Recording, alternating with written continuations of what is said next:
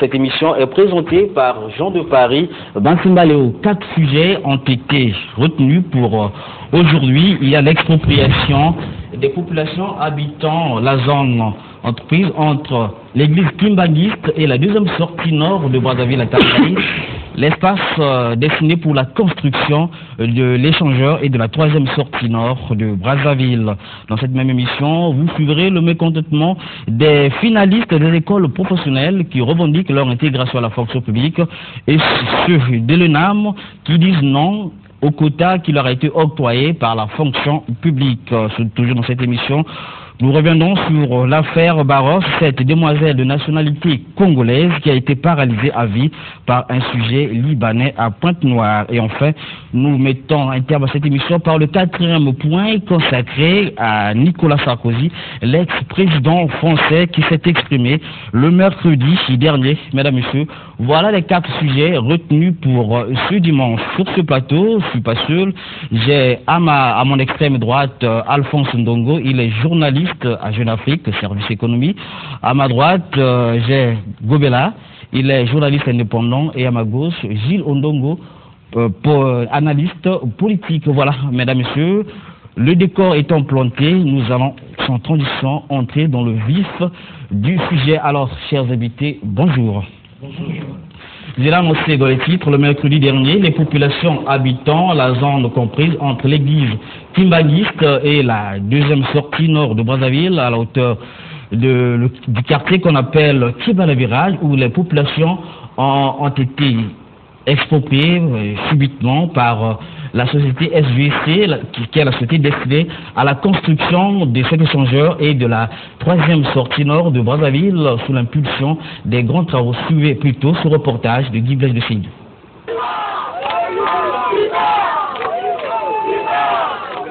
Les habitants de la rue Titondi, Loutété, Soinké et Épéna à la hauteur du rond-point Kébana Virage à Talangaï ont manifesté leur mécontentement jusqu'à empêcher le début de l'expropriation engagée par la SGC, une des sociétés en charge des travaux de construction des accès routiers au complexe sportif de Kintélé, notamment à la zone dite d'échangeur. Ces derniers, qui ne s'opposent pas à cette opération, condamnent plutôt la procédure d'expropriation dont ils sont victimes. Pour ce collectif des propriétaires de parcelles, il n'y a jamais eu une quelconque concertation avec les agents techniques des grands travaux ni du cadastre pour évaluer les dimensions et déterminer le montant à payer. Mais à la grande surprise, on nous oriente auprès d'un huissier de justice pour percevoir des sommes aussi minimes qui ne correspondent pas aux valeurs des parcelles, a-t-il conclu. Un des habitants du dit collectif s'est exprimé en ces termes.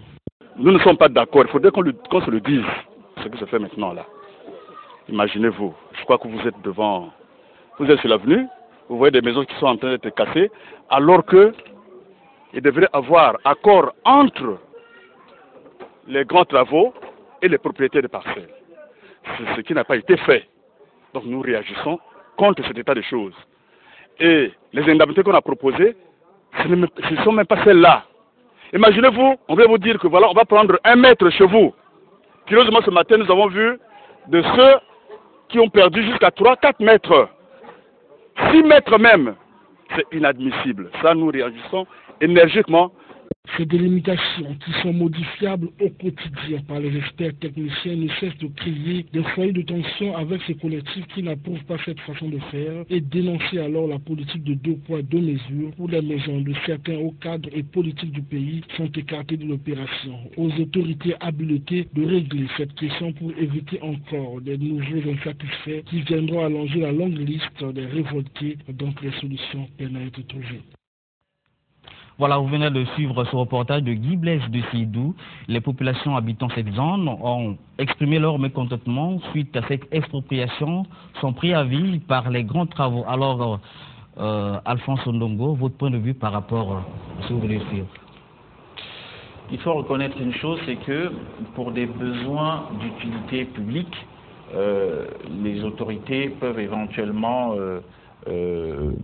prendre possession d'un endroit pour évidemment y ériger soit un immeuble, je dis pour des raisons d'utilité publique.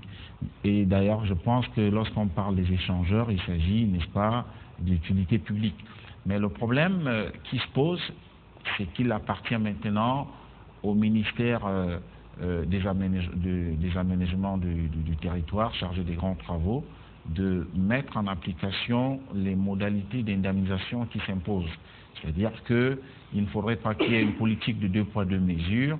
Vous avez certains dignitaires qui ne se sentent pas menacés par cette opération de déguerpissement, mais en revanche, on a l'impression que les laissés pour compte, c'est qu'ils n'ont pas évidemment des moyens coercitifs pour faire agir, pour faire bénéficier des dommages appropriés auprès des grands travaux. Ce sont ceux-là qui évidemment se sentent lésés.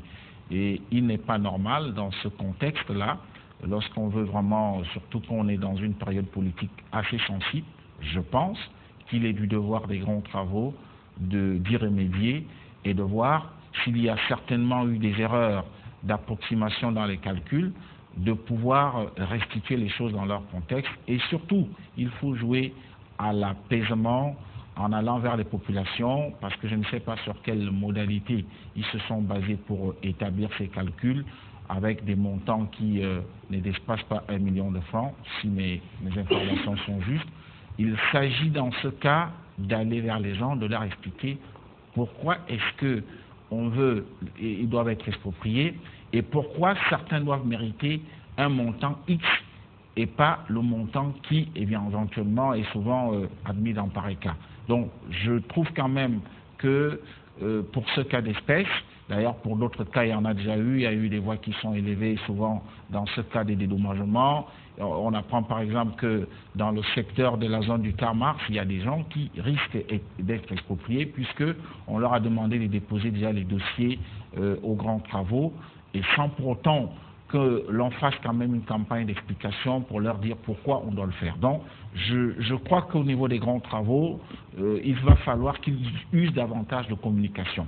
Peut-être qu'ils ont raison, mais le fait qu'ils ne communiquent pas davantage avec les populations, le fait qu'ils décident comme ça entre 4 murs, sans toutefois associer, n'est-ce pas, ces populations, ça pose problème. Parfois, peut-être que les grands travaux ont raison, mais est-ce que dans le cas d'espèce, ils ont raison? C'est le point d'interrogation. Alors, Destin Gobela, expropriation sans préavis, cela est normal? Bon, je vais essayer de construire un raisonnement en me basant sur des termes juridiques et en m'appuyant sur le droit administratif des biens. En matière d'expropriation pour cause d'une utilité publique, il y a une procédure qu'il faudra respecter. Premièrement, il y a d'abord la phase administrative, celle qui consiste à mener des enquêtes parcellaires. Et secondo, il y a la phase judiciaire et ensuite la phase d'indemnisation. Mais il y a un fait qu'il faut relever dans cette procédure en ce qui concerne le Congo. Généralement, c'est le juge administratif qui est chargé de prendre des arrêtés d'expropriation. Ça, c'est selon le droit.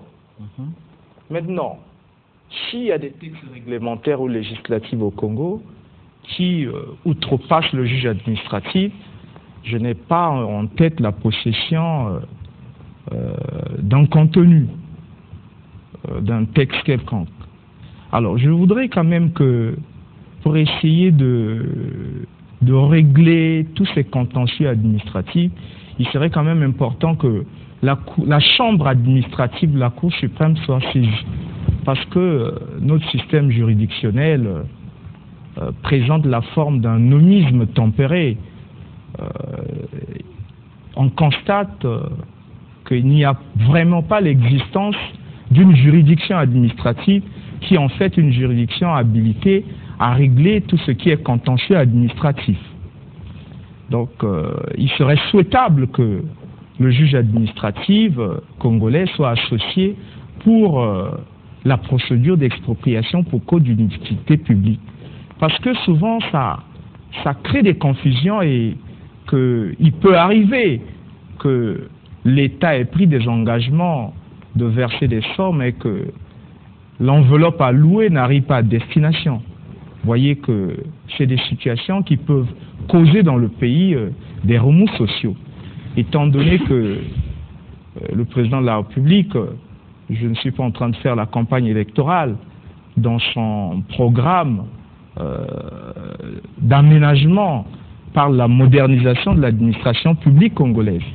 Donc il serait tout à fait important que nous respectons les normes de droit pour que les citoyens se rendent compte réellement que l'État est au service de la nation.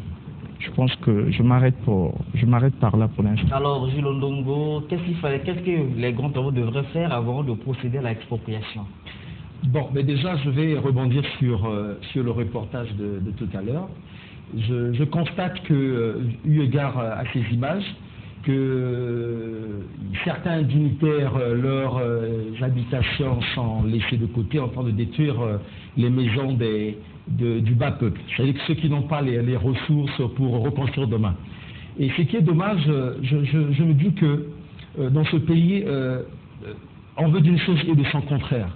J'ai l'impression qu'on veut pousser les populations à la révolte. Pourquoi je le dis? Parce que la situation des expropriations ne date pas d'aujourd'hui. Ce n'est pas la première des cas. On se souviendra qu'au cours de ce plateau, on évoquait la situation également du chantier des Jeux africains à Kintélé. Moi, j'ai des frères, quelques amis, ils ne sont pas encore payés.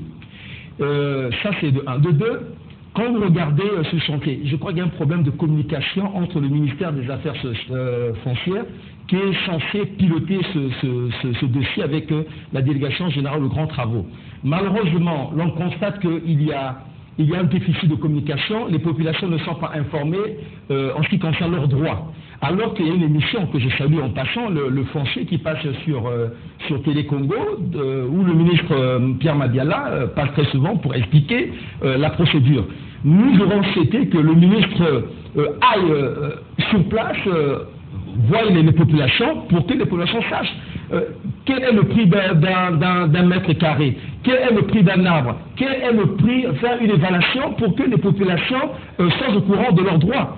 Parce que la question n'est pas aujourd'hui de détruire les biens des populations. Ce sont des gens qui ont construit leur demeure depuis de nombreuses années. Et je crois que même à l'époque, il y a de cela 56 ans, il se posait un problème des maraîchers. Parce qu'il était question même de délocaliser les maraîchers. Mais il y a des propriétaires parce qu'ils ont dit que ça, c'est leur bien. Parce que en matière de droit, il faut prouver. Je sais que les experts diront que les populations se sont installées là, il n'y a aucun papier, mais il faut avouer que l'État aussi a laissé faire. S'il y a des gens qui ont pu construire leur domicile, mais où était l'État en ce moment-là? Vous ne pouvez pas laisser faire des gens, et puis à un moment donné, vous dites que bon, pour raison d'utilité publique, détruire leurs biens, je trouve que c'est quand même injuste. Il faut éviter, Alphonse Bongo l'a évoqué tout à l'heure, dans le contexte actuel, de créer des foyers de tension qui ne seraient pas bien, non seulement pour le pouvoir, mais également pour la paix sociale. Parce que je crois que le président de la République a intérêt à préserver la paix, et il ne faudrait pas que les animateurs, ceux qui sont autour de lui, créent des foyers de tension expressément, entre guillemets, pour pousser les populations à la révolte. Parce que je peux me poser la question de savoir pourquoi ne paye-t-on pas, par exemple, la situation de ceux qui sont concernés par le dossier du stade au niveau de Kimpélé? Ils ne sont pas payés. Là, c'est encore un cas. Il y a beaucoup de situations comme ça que la délégation générale de grands travaux laisse trimballer avec des conséquences néfastes pour la paix sociale. Mais au niveau de Kebanavira, il y a certaines populations qui ont reçu des indemnités? Oui, la question n'est pas de recevoir les indemnités. Est-ce que ces indemnités sont-elles justes? Parce que le problème c'est là. Il faudrait que le ministère des Affaires foncières et du domaine public dise aux populations, avant même de démolir, que bon, nous allons prendre 1 mètre carré, le prix d'1 mètre carré coûte tant, et je souhaiterais même que pour l'occasion, qu'ils éditent même des dépliants pour que les populations soient informées sur la démarche et même de la cotation, parce que vous dites aux gens, on va détruire votre maison, c'est en règle générale, ces dossiers, il y a une opacité, bon, les populations en règle générale sont au courant du montant qu'ils vont recevoir lorsqu'ils vont percevoir les fonds. Je crois que ce n'est pas normal à ce sujet. Bon, je reçois un message d'un téléspectateur, il dit rien n'a été respecté, ni la loi, ni les textes, malgré le ministre Bouya nous a interdit de toucher à l'argent. Ils font une parcelle à 16 millions à Kebanavérage. C'est pas normal, Alphonse Dongo? Bon, c'est pourquoi j'ai dit il se pose là franchement un problème de communication. Peut-être qu'à Kebanavérage, on peut y acheter une parcelle à 16 millions, encore faudrait-il qu'il y ait davantage d'explications, c'est-à-dire qu'on dise aux gens, dans telle partie de la ville, sachez que le mètre carré peut coûter X somme, et que au centre-ville, un mètre carré coûte X somme. Je pense que c'est un problème d'explication qui se pose. Et il faut aussi, dans pareilles conditions, étant donné qu'on est quand même dans une période charnière, comme le disait Gilles tout à l'heure, c'est que la période est quand même sensible, il faut toujours user de beaucoup d'explications. On dit la répétition est toujours la meilleure des choses, c'est-à-dire qu'il faut aller vers les populations, leur expliquer le bien fondé de ce qu'on veut faire. Si c'est des échangeurs, c'est une très bonne chose, puisque notre ville capitale n'en dispose pas, ce serait une grande première, mais il faut aller vers ces populations, leur expliquer le bien fondé de ce qu'on veut faire, et leur expliquer que dans la zone dans laquelle vous êtes situé, voici les textes réglementaires pour indemniser les gens.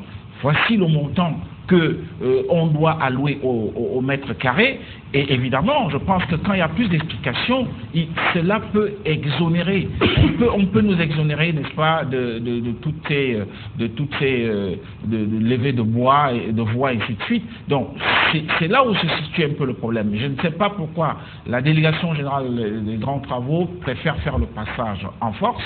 Et pourtant, je crois très bien que le ministre Bouya, c'est un politique, parce qu'on ne peut pas seulement être technocrate sans pour autant y mettre une petite dose de politique, parce que, étant donné qu'on est quand même dans un contexte assez particulier, il faut toujours aller vers les populations, leur expliquer. Et je crois dans cette zone, si je m'en tiens au dernier recensement administratif et si je m'en tiens aux dernières élections, c'est quand même le fief, n'est-ce pas, du PCT, c'est-à-dire du parti au pouvoir. Et donc Jean-Jacques Bouya lui-même étant membre du bureau politique, je pense que Pierre Madiala étant aussi ministre, lui-même membre du comité central du Parti congolais Travail, je ne sais pas pourquoi est-ce qu'ils n'usent pas de leur jugeote politique pour comprendre qu'on ne peut pas quand même aller aussi évidemment énerver des gens qui nous sont pratiquement acquis, parce que cela peut avoir des retournements contre eux-mêmes, et je ne pense pas que ce ne soit pas que contre eux-mêmes, ce sera certainement contre le chef de l'État au moment où est-ce qu'il va falloir faire la balance des comptes qui évidemment apporte quelque chose au chef de l'État ou pas. Donc je crois que si c'est 16 millions, on peut penser que c'est raisonnable dans cette partie de la ville, mais il faut user de beaucoup de communication. Sans communication, évidemment, je pense qu'on est en train de laisser pourrir la situation et elle peut être récupérée par n'importe qui, étant donné que vous avez déjà des gens du 4 mars qui sont restés comme ça dans l'attente, et il ne faut pas aller créer une autre situation dans cette partie de la ville parce que les conséquences politiques peuvent être assez dramatiques. Gobela, oui, je voulais compléter quelque chose en disant ceci. En matière d'expropriation pour cause d'utilité publique, il y a d'abord l'évaluation, l'expertise qui doit être faite pour évaluer à combien coûtera telle villa ou telle villa. Et ensuite, en matière d'expropriation pour cause d'une utilité publique, lorsque vous n'avez pas encore été indemnisé, on n'a pas le droit de vous exproprier. C'est-à-dire que vous ne pouvez pas quitter la localité où vous êtes situé. Voyez. Et ensuite, lorsque l'indemnisation a été faite, vous remettez les clés de votre portail à l'État. C'est comme ça que ça se passe. Maintenant, il y a une date où, après 5 ans, si vous avez été exproprié sans être indemnisé, vous pouvez mettre en cause l'indemnisation de l'État.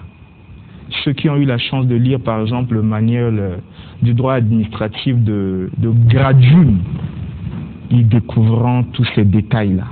Voyez, donc c'est pour cela qu'il faut toujours mener une expertise, il faut toujours verser aux ayants droit la somme qui leur est allouée pour éviter. Sinon, s'ils saisissent le juge administratif pour l'annulation de l'acte et qu'ils disent l'acte doit être annulé et que l'indemnisation qui devra être accordée par exemple à 10 millions, lorsque la phase, on reprendra une nouvelle phase, le montant ne sera plus le même. C'est pour cela qu'il faut associer la chambre administrative de la Cour suprême, et tant que nous n'avons pas une juridiction administrative. Voyez donc, voilà, en se basant sur le message des téléspectateurs, le prix du mètre carré est évalué à 40 000 francs CFA. la commission est incapable de nous montrer ce texte de 40 000 francs le mètre. Gilles Ondongo. Oui, mais tout à l'heure j'ai évoqué l'opacité que les pouvoirs publics gèrent ce genre de dossier. Parlons de raisons d'utilité publique. On se souviendra que il y a de cela quelques années à Brazzaville, lorsque l'on construisait la route de la frontière, la base, on a vu des populations être délogées, expropriées, mais malheureusement lorsque l'on regarde cette route, je me dis j'entends de nous parce que c'est même pas une route, je dis que c'est une piste. Parce que vous délogez les populations pour une raison, vous évoquez pour une raison d'utilité publique. Paradoxalement, lorsque les populations partent, on constate que c'est une piste que l'on construit à la place. Et le problème aujourd'hui au niveau des pouvoirs publics, il faut communiquer. Il faut faire des choses dans la transparence parce qu'on donne l'impression qu'on fait des choses dans le noir. Certainement, certaines personnes pourront en tirer des ficelles, des dividendes aujourd'hui. Et je crois que le ministre Mabiala, c'est un avocat, c'est un brillant ministre, il aime bien parler à la télévision. Il faudrait qu'il explique aux populations, clairement, parce que les populations ne se sont jamais opposées aux expropriations. Ce que les populations veulent, c'est que les populations doivent être indemnisées de manière juste, de manière équitable. C'est tout. Tout à fait. Hein? Et puis, autre chose également, il ne faudrait pas que dans ce pays, qu'il y ait une politique de 2 poids, 2 mesures. Parce qu'on sait ici dans ce pays également qu'il y a certaines zones aujourd'hui, par exemple la zone du dépôt exception, c'est un domaine du chef de Fakongossio, on a vu comment certains dignitaires du pouvoir sont accaparés, alors que c'est une zone aujourd'hui d'intérêt public aujourd'hui. Donc il ne faudrait pas que, d'une part, on frappe les faibles, d'autre part, on laisse les forts, ceux qui sont nantis, ceux qui sont à même de construire des maisons en 6 mois. Voilà, ce qui est paradoxal, à la veille, ou quelques jours avant l'expropriation, le ministre Bouya était dans les parages puisqu'il était venu visiter l'un des chantiers qui ont en cours. Il a demandé aux populations habitant en ces zones de ne pas percevoir cette